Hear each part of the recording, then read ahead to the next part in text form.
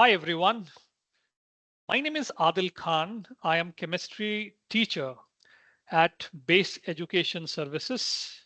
So welcome to the new batch, the students who are joining Base colleges and our managed colleges across Karnataka. So welcome to the Bridge course for chemistry. So I am responsible to deliver the Bridge course lecture series for you all for next 22 days.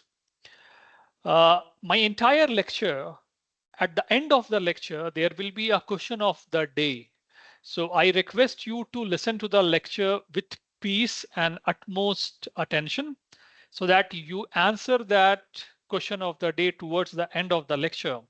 And if you get any doubt in between the lecture, either during the lecture part or for the question of the day part, so I request you to go on the Cubase. Cubase is a platform where it's a Q&A platform where we clear your doubts on daily basis. You put your answer there, questions there. I will be answering your questions there, or my expert panel will be sitting and answering your questions there. So welcome again, and let's start. Total 15 lecture series are there. This is the first one for the bridge course. The word chemistry, most of us, we like chemistry. Some of us, we have a dislike towards chemistry. Now let's go back to the history and come to the present and let's discuss that. But I will make you sure that this 15 lecture series, after the end of all the lectures, if you have little bit of dislike about chemistry, it's my job to make you like chemistry. And I commit to myself that I will be justifying that and making you fall in love with chemistry. The word chemistry, from what is the origin of this word? You have any idea? Anyone? Okay. There's a word known as chem. A word is there, Egyptian word. It is known as chem. This word become chemia, and chemia is a Latin word, Greek word. Chem is it's M, is a Egyptian word. So the word chem means the black soil. And you know that in Egypt, there is a very big river known as Nile. So the Nile Valley river bank, the river bank of the Nile, they are black color soil, which is highly fertile. And that soil is known as chem. So from there, the word for chemistry origins, chem. Chem is an Egyptian word. Later, it transformed into chemia, and that chemia is a Greek word. From chemia, it became alchemy, alchemy onwards. Keep going. You got the word chemistry. So the origin of the word chemistry is chem, and it was done in BCE before the Common Era began around 2000 BCE time. Now, if you Google that who was the first known chemist, you will be surprised to know that that first known chemist in the history is a female. And that person is a Babylonian perfumer, basically a perfume maker. And the name of that person is Taputi. So she was the first known chemist, a Babylonian perfumer. This is the, in short, history about chemistry. Now, why chemistry is so important to us? Why the government of India or many university across world, they ask us to teach chemistry for 11th and 12th student. The reason for that, everywhere chemistry is there. Chemistry is your life, your blood, your human body, your hair, the specs what I am wearing, the t-shirt what I am wearing, the button what I have, the watch I am wearing, the strap what I have, the smell of the coffee, the taste of the chocolate, the first smell during the rainy season, when the rain start, the first smell when we get the first day, the when the sunset, the color in the sky, Everywhere chemistry is involved. Chemistry is the important part of human life. That's why we are going to study chemistry. And that's why this become very important to us. Now let's go a bit further and discuss on this.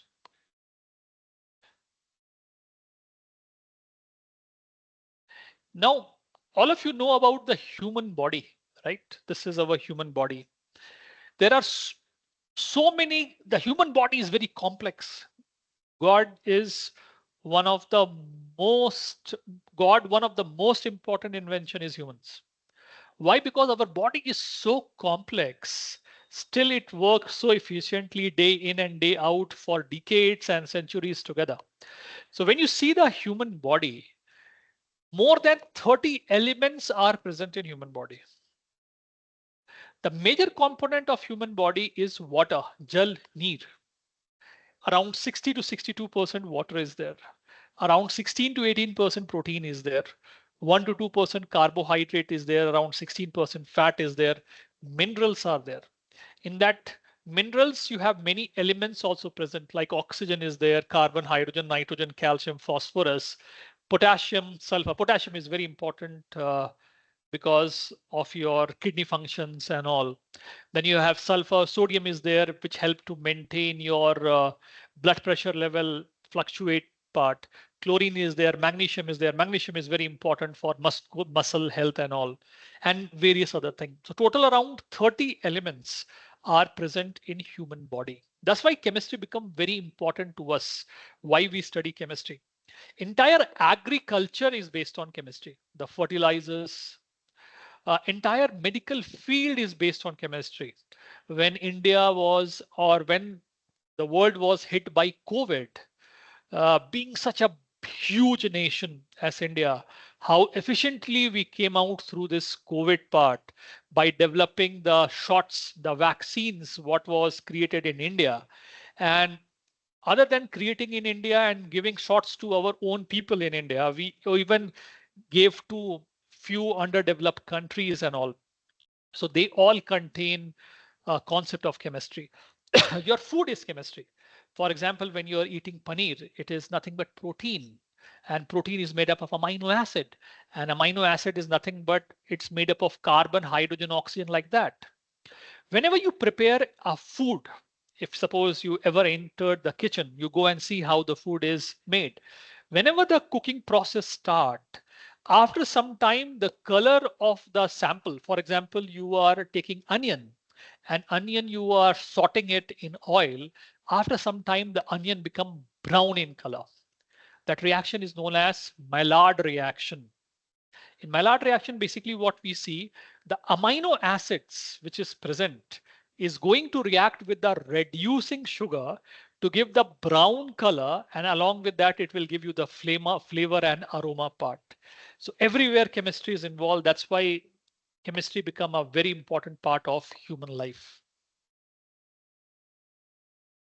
Now, there are various definitions of chemistry. In the start only, I said chemistry is nothing but life, but that is not a scientific definition. Let's discuss a scientific definition about chemistry. That it is a scientific study of composition, properties, and reaction of a matter. Composition basically means what it is made up of. For example, when you talk about proteins, it is made up of amino acids, which is made up of carbon, hydrogen, oxygen. When you talk about carbohydrate, it is made up of glucose and various other form of saccharides. So glucose is made up of carbon, hydrogen, oxygen. So that is the composition part.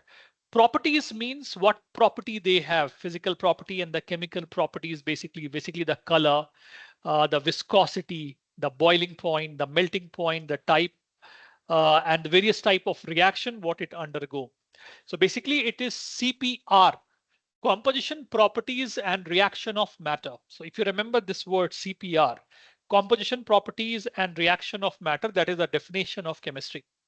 It is a branch of a physical science. Physical science basically means which you can calculate, that deals with the study of building block of matter, including atoms, molecules, and ions and their interaction with each other. So all this atoms, molecules, and ion I will discuss in detail in the coming sessions. So basically what do you mean by building block? For example, I am standing in a building of one of our college. There is one wall here, another wall here, third wall there, fourth wall here. What is the building block of the walls? It is the brick. Similarly, if I ask, what is the building block for Indian rupee? Your answer will be paise, right? So building block means the fundamental part. Human body, the building block is, what is the answer? Cell. That is absolutely correct. Now, let's move inside this part. Chemistry is a very vast field. It's like ocean. So many different branches are there. So many different branches of chemistry are there. You have any idea how many branches are there? So there are around 50 branches of chemistry, more than 50 branches of chemistry. But few important branches of chemistry, it is inorganic chemistry, organic chemistry, physical chemistry, analytical chemistry, biochemistry. These are the important part for grade 11 and 12th. These are the important branches for you. But other than this, you have various other branches. Like you have marine chemistry, you have soil chemistry, agricultural chemistry, food chemistry is there, dairy chemistry is there, leather chemistry is there. Just like that, various other things is there, medicinal chemistry is there.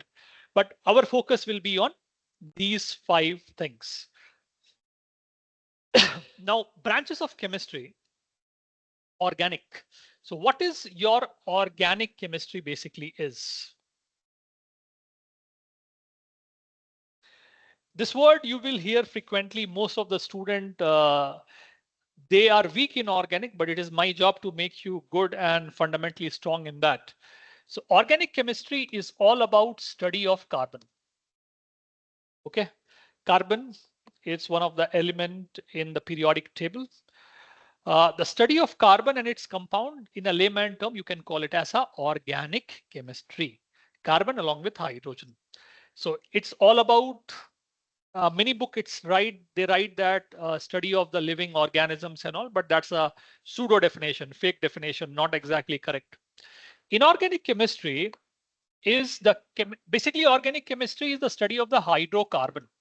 Hydrocarbon means carbon and hydrogen together we are studying there.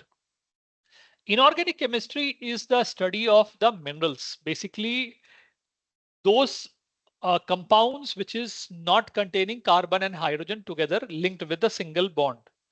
So other than that, for example, I take sand, SiO2, the study of this. For example, water, the study of this. They all falls under the inorganic chemistry part. So here it is carbon and hydrogen. Here it is other than carbon and hydrogen, whatever is there, that is inorganic chemistry. Analytical chemistry is what? It's a type of chemistry where we find out that in a paper sample, how many carbon and hydrogens are there? In my hair, how many carbon and hydrogens are there? For example, in water, what percentage of hydrogen is there? In benzene, what percentage of carbon is there? That falls under the analytical chemistry. Basically, it's all about measuring things. Various type of machines are there, new techniques are there. For example, TLC is there, that is the thin layer chromatography. There what you find out the purity of the compound. In pharma industry, whenever you produce a medicine, that medicine will be produced in multiple steps, and each step there will be some impurities present. So that impurity is removed or identified using the thin layer chromatography. Then high performance liquid chromatography comes, a better version of that. Then mass spectrometer come, then gas spectrometer come, then HPLC come, then NMR come. They all are big machines which is used in analytical chemistry. So in a layman term, it helps us to find out the quantity of the element present inside a sample. Physical chemistry is all about calculation. It involves calculation, formulas, derivation, calculation.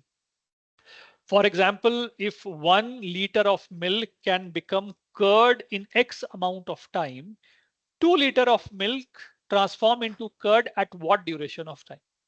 Okay. Or another example of physical chemistry is, for example, 1 gram of a radioactive sample disintegrate in 10 years, then 5 gram of that radioactive sample disintegrate in how many years, that type of calculation. So Physical chemistry involve mathematical calculations, the formulae and all part. Biochemistry, the name only suggests it's a combination of biology and chemistry. That is, a living part is linked with the chemistry. The study of the DNA, how our DNA look.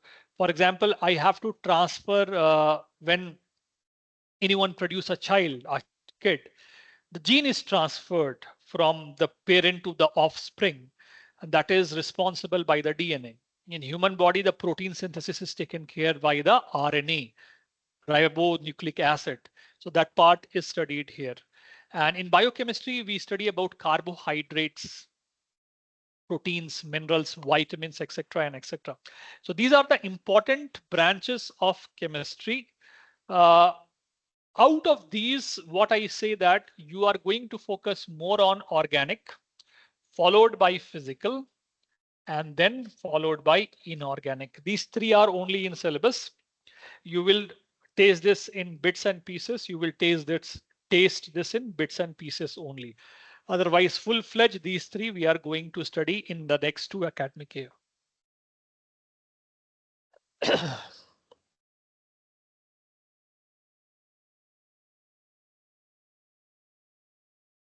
Now, when I was giving you the definition of chemistry, there was an important term known as matter. What is matter? In your lower grades, you would have studied that anything which has mass and occupy volume is matter. That's a partial definition. Not absolutely wrong, but not absolutely correct also.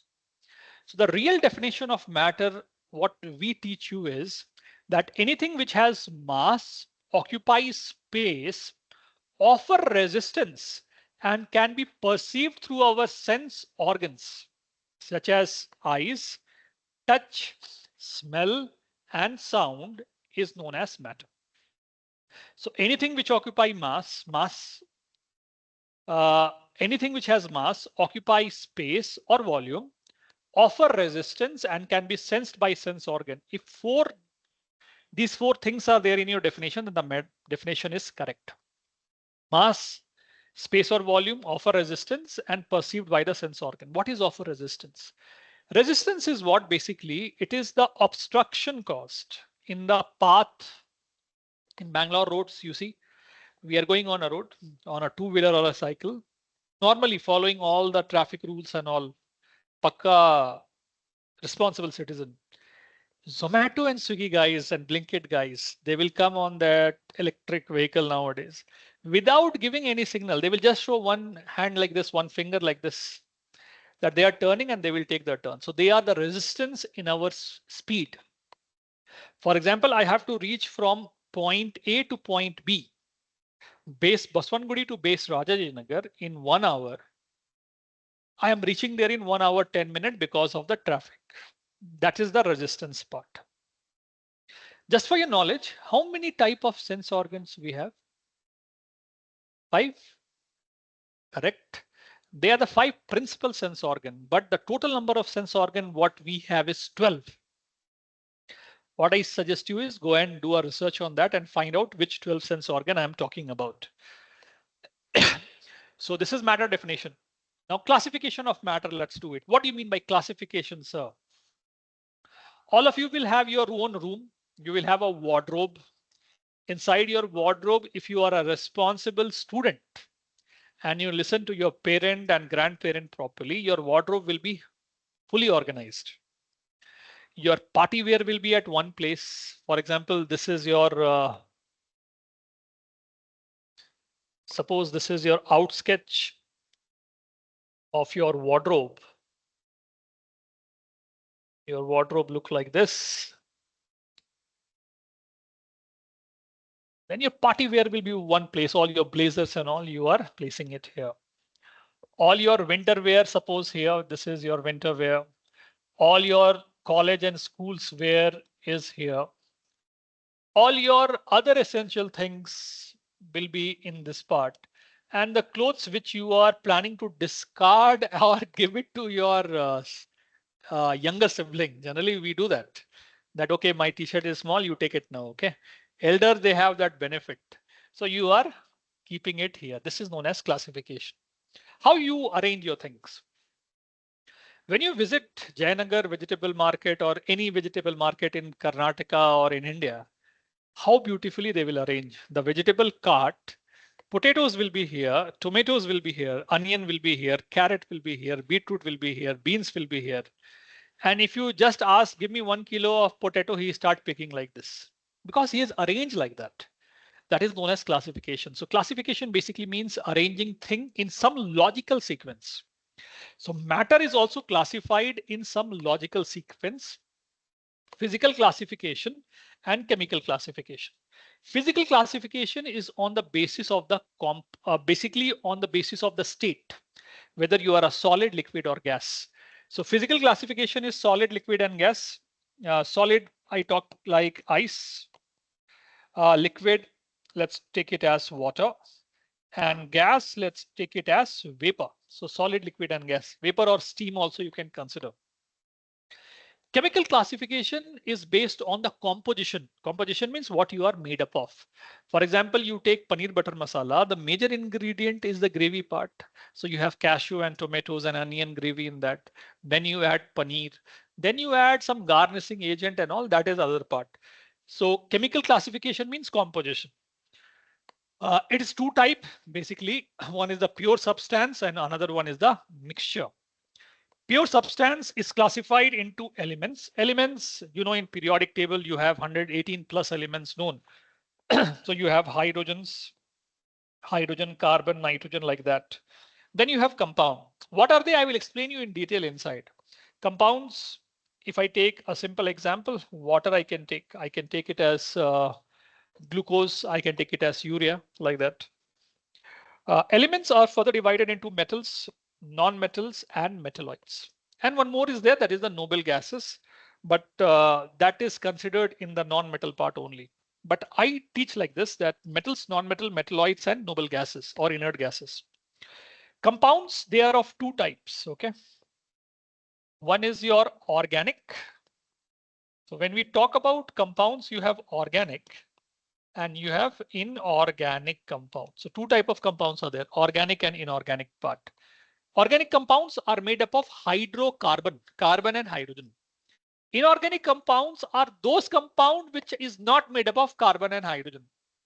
That's a logical part. Next comes is your impure mixtures like that Haldiram ka bhujia what we eat, no, or mixtures what we eat when we go to bakery. It has various things. Corn flakes is there, peanut is there, pulses are there, same is there, spices are there. That is the mixture part. So two type of mixtures are there, homogeneous and heterogeneous.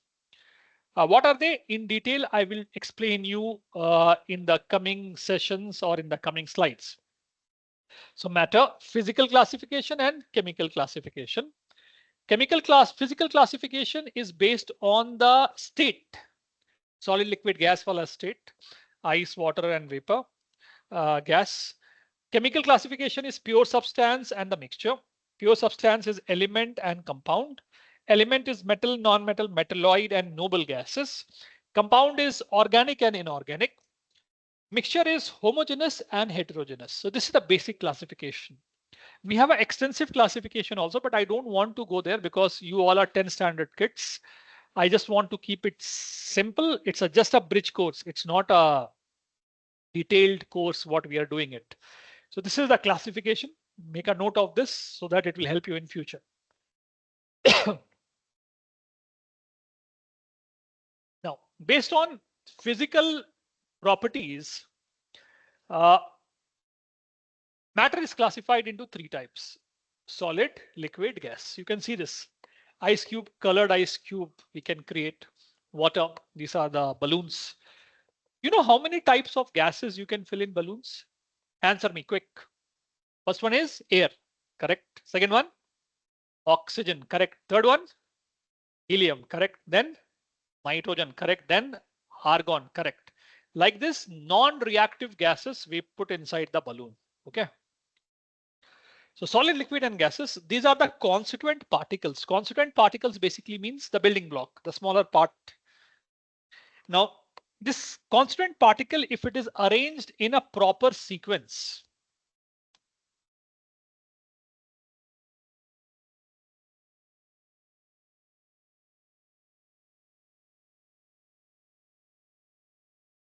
So if this constituent particle you see vertically and horizontally, they are arranged in a particular sequence like this. This is known as solid. So here we tell that the close packing, the atoms, you take two balls and bring them closer, extreme closer, so that they touch each other. That is known as close packing. So here the close packing is done properly. So this is one constituent particle, second constituent particle, third constituent particle, like that. Accordingly, you have to stack in this rows. So if the constituent particles are packed properly, closely to each other, that is known as solid arrangement, and they are solid. Liquid, you see that the constituent particles, they are not arranged properly. Unsequenced arrangement is there.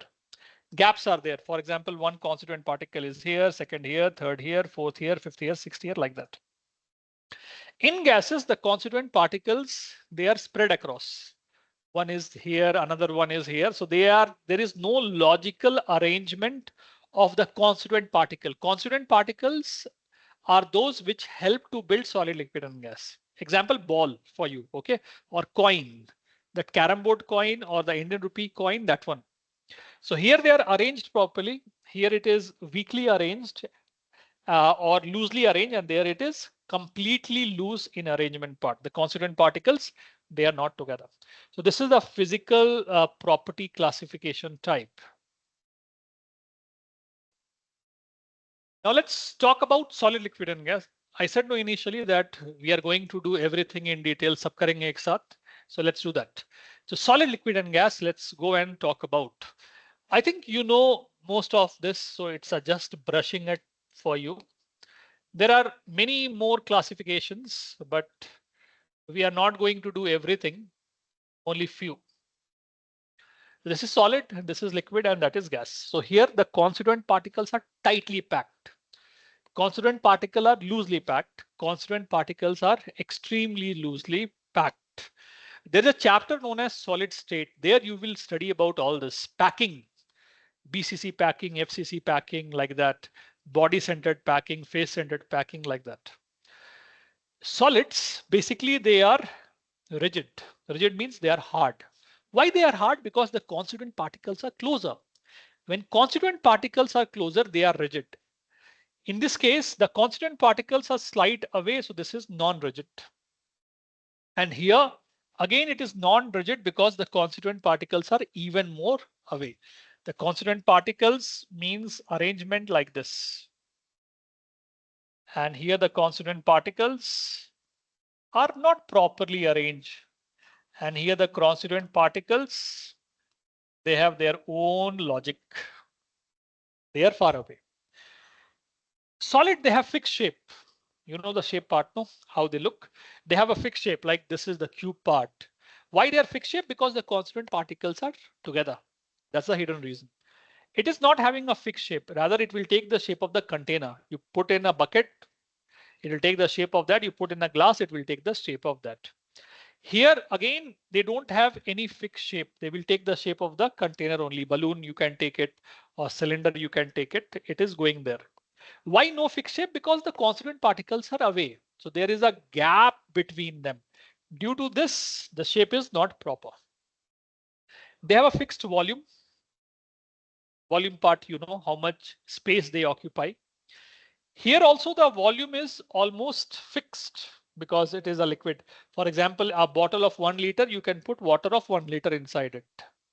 Here the fixed shape volume is not fixed because of compressibility and the various other factors which is hidden in the gas form.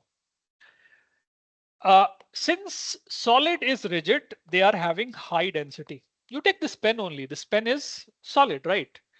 It is rigid. I can hit, it will produce a sound. That's the meaning of rigidity. Why this is solid? Because the constituent particles are together. If you're rigid, high density will be there. Here the density is average to high density. Average to high density. For example, mercury is a liquid. So when you talk about the density, it's a very thick liquid. The density is slight higher there. And here the density is low. All the gases generally they have low density. Density, you know, no? In physics you would have done. Density is nothing but mass per unit volume. This is the formula of that. In solid, the constituent particles are tight and organized particle like this. They are highly organized. Here they are closely tight. This is not there. So they are closely tight but disorganized particles. So they are not organized. Slight variation is there in that. Whereas they are far apart and highly disorganized particle. So that is in the case of gas. Solid, they are slightly compressible. For example, I take this duster. This is solid. I try to compress it. Even though visibly it is not, but on the molecular level, it is compressible. This is my solid partner. I press it, you press. See, visibly it is not there, but you can feel it, something is going inside. So slight compressibility is there. Why? Because density is high. That's why slight compressibility. Compressibility means you are just shrinking the volume, the space occupied. Slightly compressible. It is slightly compressible again. Why? Because there the particles are not that too far apart also, but this is lesser compressible compared to this part. Solid is even lesser compressible compared to the liquid part. Whereas gas, they are highly compressible. You can compress it. You take a balloon, fill it with gas, and any shape you make it, it is compressible part. So they are the solid, liquid, and gas. This is just for your knowledge. You may be knowing more than this, or for some of you, few things are new. So you can just make a note of that. If you get doubts, you can just send us on Cubase.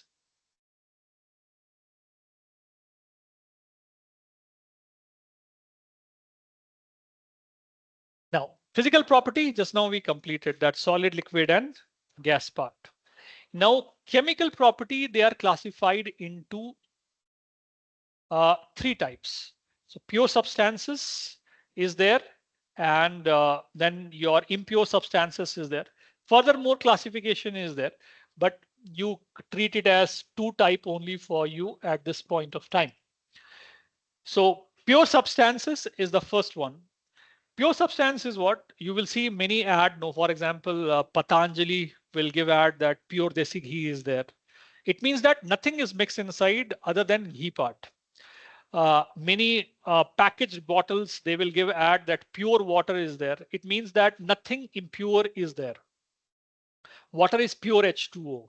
For example, if sugar is there, it is a pure sugar, C6H12O6, that is the glucose part. If salt is pure, it means it is pure NaCl. It is not iodized with iodine and all. That's the meaning of the pure form.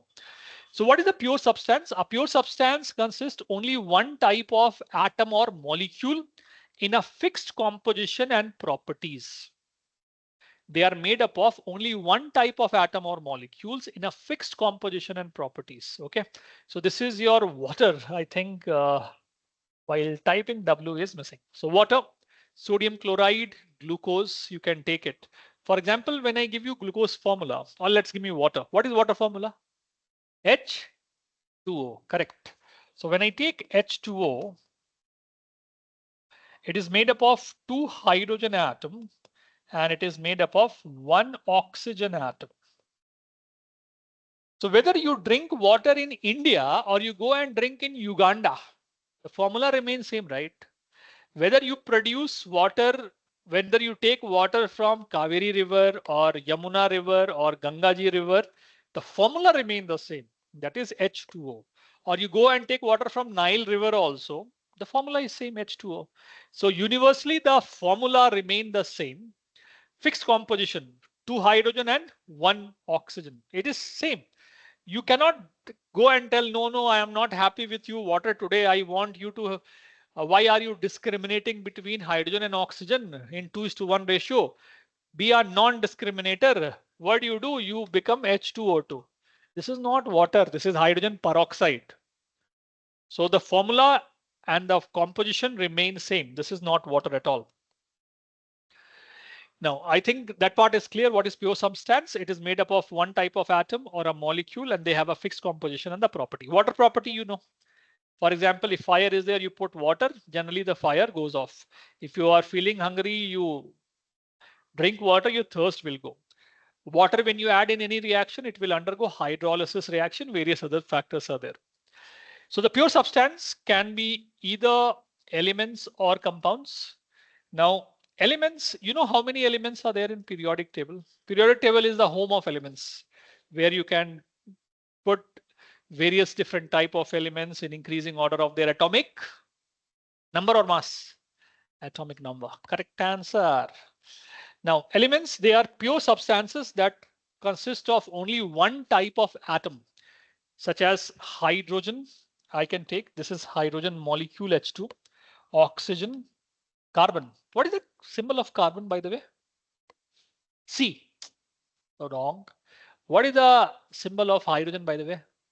H. Wrong. Maja nahi aaya. So the symbol of hydrogen is capital H and the symbol of carbon is capital C. Because in chemistry, when you are telling H, which H? This one or this one?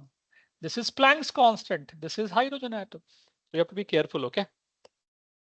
So they are elements. So total around 118 plus elements are there. Various, they are metal, non-metal, metalloids like that.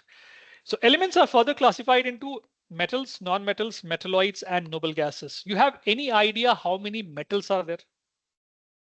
90? How many? Guess. Put a wild guess. How many metals are there? 90? One. Correct answer. How many non-metals are there? Metals are 91. Non-metals, how many? 22. Correct answer. How many metalloids are there? So easy, no? MS Dhoni, what is the number? Jersey number 7. Cristiano Ronaldo, what is the number?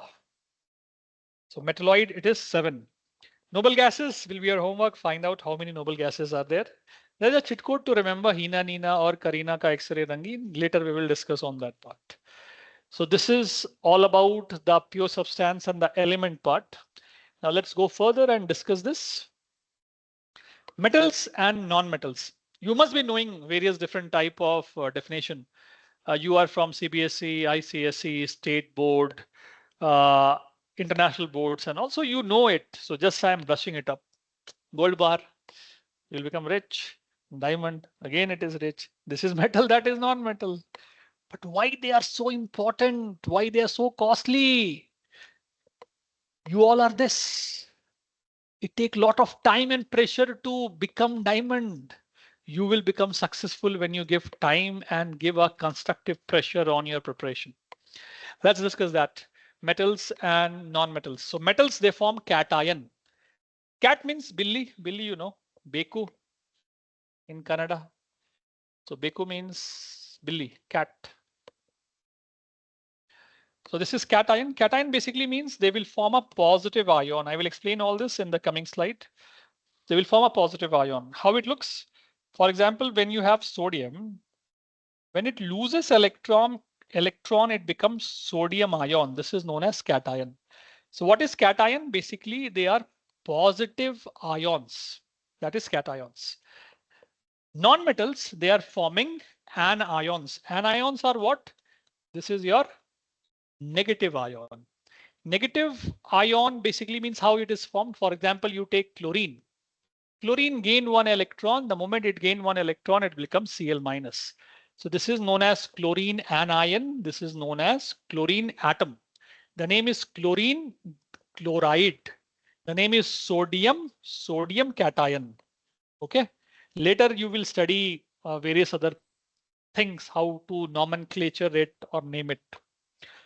Next is they have metallic luster. Metallic luster basically means shine. Now, why it is? You take a metal and cut. For example, this gold bar you take and cut, or iron bar you take and cut. Why it will produce a shine? Why? There is something known as electrons. Electrons are inside. They are in the motion everywhere. So electrons are there. That electrons are in constant motion. And there is a sea of electron inside a metal. C means multiple electrons are there. And they vibrate. And when they vibrate, they interact with light. And that interaction will give it luster. That is the shine part. Okay. So that is the meaning of your lustre, that the vibrating electron, how it interact with light to give the brightness to it, that is known as the lustre part. There is one more concept known as plasmons. Plasmons. Plasmons is what? Again, oscillation of electron in the sea of electron. That is also responsible for the lustre part. So metallic lustre is there. Non-metals, they are dull, colorless to colorful. Few of them are colorful. For example, iodine, purple in color. For example, you have phosphorus, that is also colored. Sulfur is also colored, like yellow phosphorus is there. White phosphorus is there. White phosphorus is a type of a chemical weapon. Okay, you will read in future the formula is P4. So few non-metals are also colored. Not everyone, few of them, handful of them are there. Basically, metals are total 91 in count and non-metals are 22. Metalloids, Mahendra Singh Dhoni. Jesse number 7. Correct answer. Now metals, they are good conductor of electricity. They will carry the electric current from one part to another part. You have a lot of wiring in your house, the fan, AC, geyser, etc. You have a copper and aluminium wire. They carry current. How? Because electrons are free. There are very few concepts by which electricity flow from one end to another. One of the concept is movement of free electron. Second concept is movement of free ions. Third is magnetic behavior. And one more concept is there when you come to college, padhayenge. Okay. So here we are talking about free electrons. So they are good conductor of electricity because electrons are moving from one part to another part. They are poor conductor of electricity, poor, garib. They are not carrying the electricity because they don't have free electrons there. Metals, they are malleable and ductile. Malleable and ductile, you know, that they can be beaten into sheets. For example, aluminium sheet where you wrap your sandwich and rolls. Then they can be drawn into wire. For example, copper wire, silver wire, gold wire. 1 gram of gold you take and make a wire out of it. Do you have any idea how many meter or kilometer wire you can make out of it? Find it out. 1 gram of gold. So they are malleable and ductile. Basically, they are brittle. Brittle means they will break. For example, you take carbon, charcoal. Charcoal, you have seen charcoal, huh? You take and hit with a hammer, it will break. Whereas when you take this gold and hit with a hammer, it will be flattened into the sheet part. So they are brittle, they will break. And this is malleable and ductile. Metals, they have high melting point. Why they have high melting point? Because most of the metals are solid. Solid means they are packed, they are very rigid. That's why the melting point is higher. Melting point is why what a layman term, it is the temperature at which solid become liquid. Layman, not the exact definition. So melting point is high. Here the melting point is low. Why? Because they are solid, liquid and gas form and soft solids like wax, paraffin wax and etc. Most of the solids, most of the metals, they are solid at room temperature. Silver, gold, sodium, potassium, like that. They all are solid at room temperature. Non-metals, they are liquid, gaseous. They are liquid, gaseous, and some of them are solid also. For example, iodine crystals are there. It's a type of solid only. They are liquids, like bromine is there as a liquid form. They are gases also, like oxygen, nitrogen, etc. Here also, one of the metal is liquid. Can you find out which one? Mercury, correct answer. Metals, they are sonorous, whereas non-metals, they are non-sonorous. Sonorous means when you hit a metal, for example, I have my key here. When you hit a solid on a hard surface, it produces sound. That is known as sonorosity. So they are sonorous in nature. The reason again, they have high density, closely packed structures. The constituent particles are closer. That's why the density is higher part. So this is your metal side and that is your non-metal side. There are various other definitions, the various other differences. Let's not go there. The important ones I have placed it here just for your knowledge. I hope this is clear. Now let's talk about metalloids and noble gases. What is metalloids? Correct. Metals, they have one character. Just now we discuss. Non-metals, they have one character. Just now we discuss. So those elements which has both the type of characters between metal and non-metal, they are known as metalloids. They are also known as semi-metals because majority of the character is like metal. So metalloids are elements with property lying in between metal and non-metal.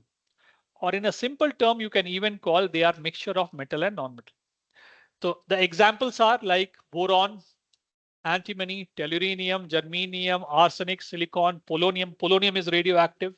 Here, two of them are toxic metalloids. They are arsenic and antimony. They are toxic in nature. What is the relevance of alloys? Why, where we use this? So they are biochemical agents, basically. Biochemical agents, basically, they are used as a catalyst. Catalyst is increase the speed of the reaction. So what do you mean by catalyst is in a layman term? Suppose from your school to your house, you are walking every day. You are taking half an hour every day to walk from your house to your, school to your house, half an hour. Normal walking. Monday, you took half an hour. Tuesday, you took half an hour. Thursday, Wednesday, you took half an hour. Thursday, a mad dog was sitting there. You are walking and the dog is seeing you like this and he start chasing you. What you will do? You will walk or run. So bhag milkha bhag, you will be right. You will be running fast. How much time you will take to reach home now? 30 minutes or less than 30 minutes? Less than 30 minutes. So the dog is the catalyst here. So catalyst is something which increase the speed of the reaction. Okay. And at the end, when you reach home, the dog will be standing outside and full energy loss for dog. His tongue will be out and he will be doing like this. Dog is dog, no, after he reached your house chasing you. That is the catalyst part, which increases the speed of reaction. So they are also used as the flame retardant glasses, basically in the manufacture of few glasses where the flame effect is less. They're also used in the glasses like this, my chasma, the optical glasses and electronics. The majority of the use of metalloids are seen in the field of semiconductors, an industry which is going to boom in the next 10 years. Now, most of my students who used to pass out 5-6 years back, they used to ask when I was teaching in RBPU that, sir, what to take? Computer science engineering was a known option. Now, when they come and ask when I'm teaching in Banargata that, sir, which branch to take? Electrical and electronics is the next big thing in the engineering field. So all the metalloids, they are used in electronics and semiconductors part. So that is the benefit of it. The last type of element is noble gases. The name only noble, like Mr. Amitabh Bachchan, Sri Amitabh Bachchan, they don't react. You see Mr. Amitabh Bachchan, he will call many people on the KBC. Some will make fun out of him. He will be cool, calm as usual. So noble gases are always cool, that they don't react. They are also known as non-reactive inert gas. They are also called as rare gases because they are present very less in nature, less amount in nature. So they are the non-reactive gas. And later I will teach you that it is a myth. Noble gases also react, but one specific condition must be given. Otherwise, normally noble gases are non-reactive. So they are non-reactive gases found in the trace amount in nature. Example is helium, neon, argon, krypton, xenon, and radon. They are the noble gases. How to remember? It is Hina, Nina, or Karina ka X-ray rangin, mnemonics. Just like that, I can make you memorize entire periodic table in 15 minutes. For here, Halina Karab se Faryad, the group one, Beta Mange car scooter, Baap Roy. Then you have Kahe Sita ji Suno Prabhu. Then you have Bagan Alu Gajar in Thali. Like that, it's easy. When you reach us, all our teachers, they are expert in this. They will deliver it properly. So you have helium, neon, argon, krypton, xenon. Where they are used in the signboards. They are used in air balloons. They are used in medical imaging system. Basically, when they take the CT scan and X-rays and all. They're also used in deep sea divers. For example, helium gas. When you go for scuba diving inside the ocean or river, sea, then you will carry a cylinder not with pure oxygen. It will even have nitrogen and helium to prevent a medical condition known as bent. Bent is what? Your veins are like this. When you go inside due to the change in pressure, the veins will bend. It is extremely painful. That's why helium is used in the scuba diving cylinders. They are all the Brigade Road and the MG Road, the flash boards. Have you seen advertising board? They are using the gases, the advertising signboards. So this is all about your elements. So we discuss metals, non-metals, metalloids, and noble gases. Metals uses, you know how it is used in jewelries, it is used in making of statue. When you go to the Bangalore International Airport, have you seen the big statue what the Honorable Prime Minister inaugurated a couple of years back of Kempegowda? So that's how it is. Big statues are there. A Statue of Unity is there in Gujarat. So, and non-metals, you know, oxygen we need to breathe in, breathe out. Nitrogens are present in the Lay's packet and Kurukure's packet as a preservative. So this is you can see these colors. Helium look like this, glow. This is neon, glow. Argon, this is krypton, this is xenon. They are the light of color of these gases under a specific condition, okay? Not naturally. Now, we are talking about elements. We discuss about metals, non-metal, metalloids, and noble gases. How to write the symbol, the representation of the metals. Every time if I tell hydrogen, you cannot write HYDROGEN. Every time when I tell carbon, you can't write CARBON. So there's some logic. So there's a group of people which form a committee known as IUPAC, International Union of Pure and Applied Chemistry. They will give a set of rules to find out all this. Let's discuss that. The following rules are followed. Sorry. Which color you want? Pen? How it matters, we'll take red only. Yeah. So the following rules are assigned for writing symbol of elements. So chemical symbols are usually consist of one or two letters. Okay. What is the symbol of hydrogen, my dear friend? H. Correct answer, capital H. What is the symbol of nitrogen, my dear friend? Capital N. Carbon, oxygen, the other element. Basically, they are caps.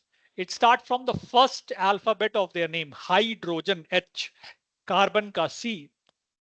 Oxygen O. The symbol of most element corresponds to the first letter, which is in capital of their English name. For example, the symbol of oxygen is O, capital O, and hydrogen is capital H. So when there is more than one element that begin with the same letter, then the symbol may takes two letters. For example, hydrogen and helium. So hydrogen, you know, it is capital H. Helium will be capital H and the next alphabet, that is E, small. Similarly, carbon, capital C, and chlorine, capital C and small l, like this.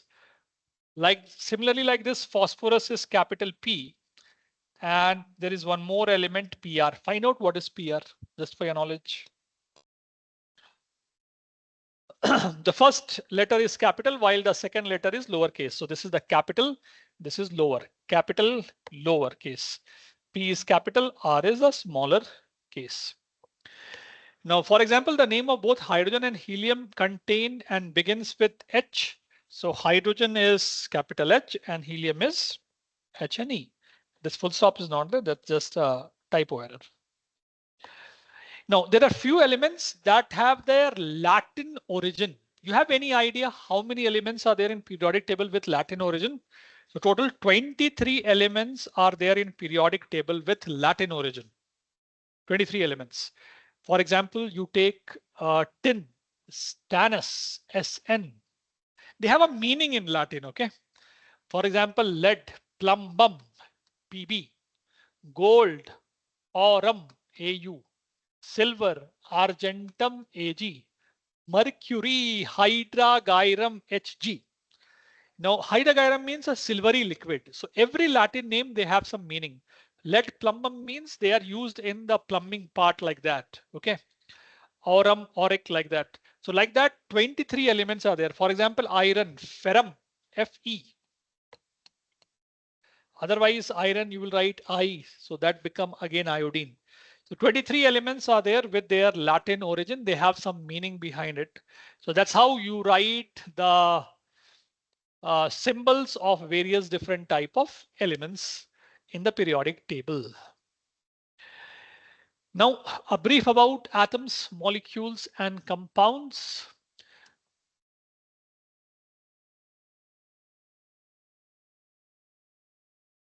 So atom, molecules, and compound are the basic building block of matter. Basically, we are talking about atoms part. They are the basic building block of matter. What is atoms? Basically, they are the smallest unit of the matter, and it will retain the property of an element. Atoms are made up of three particles: proton, neutrons, electron. Really? There are many more. You have quarks, you have Higgs boson, you have Z boson, you have W boson. Like that, many are there. But they are the three fundamental important particles. That is electron, protons, and neutron. So what is atom basically is, for example, this is H, this is N, this is Cl for chlorine. They are the atom part. So they are the smallest unit of the matter and they retain the property. For example, this H, the property is similar to that of hydrogen. If you cut this chlorine as C separate and L separate, it doesn't mean that they become carbon and something else. No. So you cannot break them further down. They are the fundamental building block atoms of a matter. And each atom is made up of proton, electron, and neutron. In coming slide, I will discuss that. Protons are positive, neutrons are neutral, and electrons are negative in nature. Molecules, they are made up of two or more atoms and they are chemically bonded together. So you have various type of bond, ionic bond, covalent bond, hydrogen bond like that. So they are bonded together. They can be made up of atoms of same element. It means a molecule can made up of two similar type of atoms. For example, oxygen and oxygen, it will combine to give rise to O2. It is combined with two covalent bonds there. Okay. One is sigma, one is pi. Later we will discuss that. Similarly, atoms of different element can also be combined. Different elements atom can also combine. For example, water.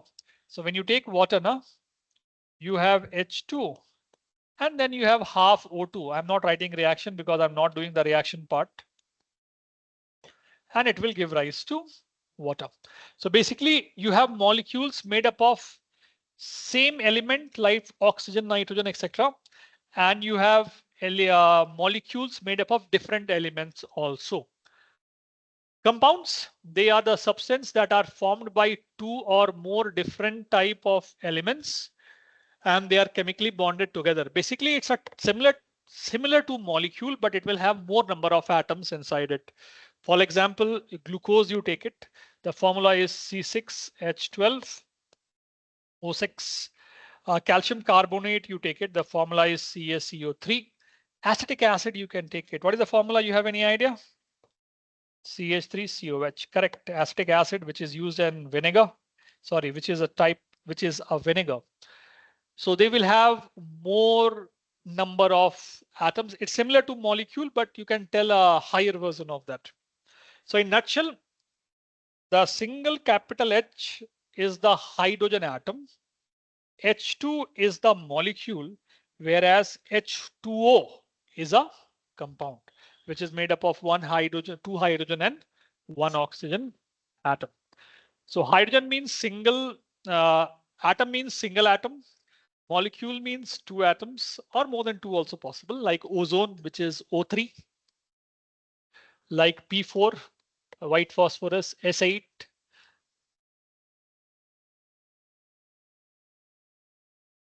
They are different type of molecules. Then compounds, they are made up of two different type of. The basic difference between molecule and compound you can relate like this. In compounds, you have more than one different type of atoms involved. Okay. So that's the difference between atom, molecule, and compound. An atom is the building block of a matter. Now let's talk about atomicity. What is atomicity basically is? Atomicity means when you talk about oxygen, how many okay, sorry. When you talk about oxygen,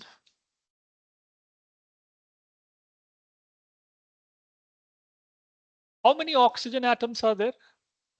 2. So atomicity is 2 in oxygen. Ozone, what is the atomicity? How many oxygen atoms are there? 3. Correct. Atomicity is 3. Phosphorus, how many phosphorus atoms are there? 4. Atomicity is 4.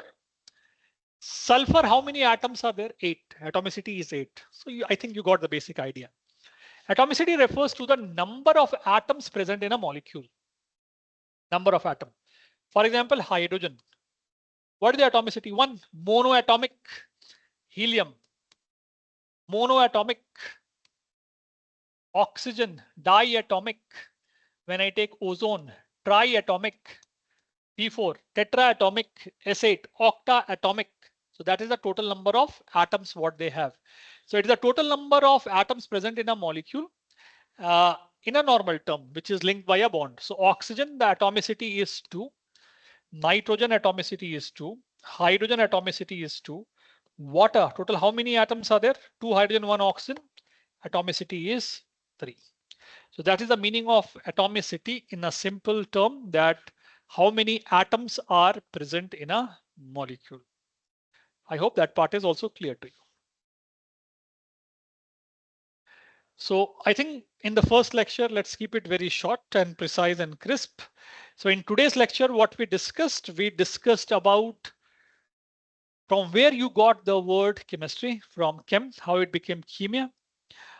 Then we discussed that why chemistry is important to us, from food to drug, everywhere it is involved. Then we discussed the different 5 branches of chemistry, even though 50 plus are there, and how they are. Then we discuss what is matter, the classification of matter on the basis of physical and chemical classification. Chemical classification, physical classification, you have solid, liquid, and gas. Chemical classification, you have pure substance and mixture. Pure substance, you have metal, non-metal, metalloid, and noble gas we discuss. Mixture and all will be in the coming slide, homogeneous and heterogeneous part. We also discuss how to write the symbol of the elements. If suppose 2 elements begin with the same alphabet, how to write the symbol. What is few element like iron, why it doesn't start with I, why it is starting with F, because of the Latin origin. 23 elements are like that. So that was the first lecture today. So this is the QOTD question of the day. Please find out the answer for this. We will be doing this in the next session. The next session when we start, we will discuss this. And if you get any doubt in between, you are always welcome to put the doubt on Cubase. So that's all from my side from session number 1 for the bridge course. तब तक खुश रहो, आबाद रहो, यहाँ नहीं, घर पे रहो. Tada, bye bye, take care. Okay, God bless you all. Leaving the meeting.